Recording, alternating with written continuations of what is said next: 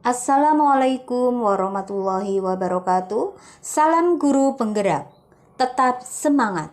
Saya Srinawarti, calon guru penggerak angkatan 6 dari SD Negeri 3 Seboro, Kecamatan Sadang, Kabupaten Kebumen. Pada kesempatan ini saya akan menjelaskan tentang koneksi antar materi, refleksi, dan kesimpulan pemikiran Ki Hajar Dewantoro. Apa yang saya percaya tentang murid dan pembelajaran di kelas sebelum saya mempelajari modul 1.1. Sebelum saya mempelajari konsep pemikiran Ki Hajar Dewantoro, dalam pembelajaran di kelas saya masih kesulitan dalam mendesain pembelajaran yang menarik dan berpusat pada siswa, sehingga saya selalu mendominasi pembelajaran atau teacher center. Dalam pembelajaran, saya terlalu banyak berceramah dan siswa hanya duduk mendengarkan. Siswa pasif dan motivasi belajar rendah. Pembelajaran yang saya berikan terfokus pada ketercapaian materi dan KKM yang sudah ditetapkan oleh sekolah, tanpa memperhatikan kemampuan, bakat, dan minatnya anak. Dalam pembelajaran, saya masih berpikir bahwa hasil akhir adalah segalanya, tanpa memperhatikan prosesnya. Sehingga saya beranggapan bahwa siswa yang nilainya bagus itu yang pandai. Berikut gambaran suasana pembelajaran sebelum saya mempelajari modul 1.1. Pembelajaran berpusat pada guru. Guru menjelaskan materi, anak mendengarkan saja. Pembelajaran tidak menarik, sehingga anak terlihat bosan dan tidak bersemangat. Apa yang berubah dari pemikiran atau perilaku saya setelah mempelajari modul 1.1? Yang berubah setelah mempelajari modul 1.1 adalah merubah pemikiran saya. Yang pertama, pembelajaran berpusat pada anak atau student center. Dengan aktivitas pembelajaran yang berpusat pada anak, anak akan menjadi lebih aktif karena terlibat dalam proses pembelajaran. Yang kedua, guru bukanlah satu-satunya sumber belajar bagi siswa. Apapun yang ada di sekitar kita dapat menjadi sumber belajar anak. Anak bebas memilih sumber belajar dari mana saja. Tugas guru menuntun, mengarahkan mana yang baik dan tidak baik.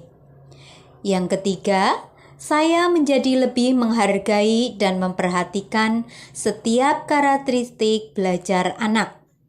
Anak terlahir berbeda. Setiap anak memiliki keunikannya masing-masing.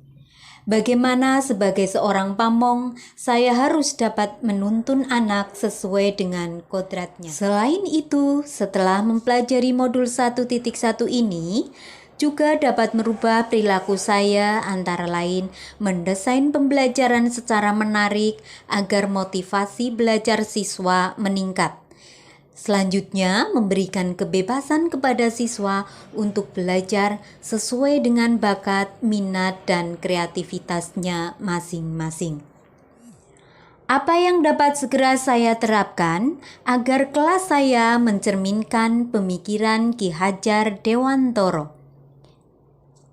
Kemudian, agar kelas saya mencerminkan pemikiran Ki Hajar Dewantoro, yang pertama, saya merancang atau mendesain pembelajaran secara menarik dan menyenangkan agar anak termotivasi untuk giat dalam belajar.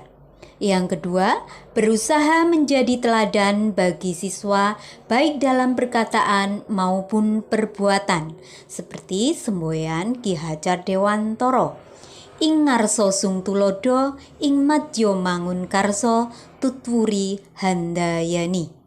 Yang ketiga, mengenali karakter dan latar belakang siswa dengan menjalin komunikasi yang baik dengan orang tua. Yang keempat, dalam pembelajaran menyesuaikan kodrat alam dan kodrat zaman. Dengan perkembangan teknologi yang semakin canggih, saya harus memanfaatkan teknologi tersebut dalam pembelajaran. Contohnya, penggunaan kuisis, penggunaan internet, atau sumber belajar yang lain melalui internet sehingga pembelajaran menyenangkan. Menerapkan sistem Among. Pendidikan yang menuntun bukan menuntut adalah penerapannya di kelas sesuai dengan pengajaran dan pendidikan dari Ki Hajar Dewantoro. Kita dapat menerapkan pola asih, asuh, dan asah. Yang keenam, pembelajaran yang mengutamakan aspek budi pekerti. Pembiasaan baik akan selalu saya teladankan kepada siswa bagaimana mereka bersikap agar menjadi pribadi yang lebih baik. Kesimpulan yang dapat saya sampaikan yaitu dasar-dasar pemikiran dari Ki Hajar Dewantoro di antaranya 1. Pendidikan adalah menuntun anak sesuai kodratnya. Yang kedua, pendidikan bukan hanya akademik saja, melainkan perlu penanaman budi pekerti yang baik. 3. Pendidikan sejatinya adalah berhamba pada sang anak. Demikian yang dapat saya sampaikan tentang koneksi antar materi pemikiran filosofi Ki Hajar Dewantoro. Mohon maaf apabila ada kata-kata yang salah dalam penyampaian saya. Terima kasih. Wassalamualaikum warahmatullahi wabarakatuh.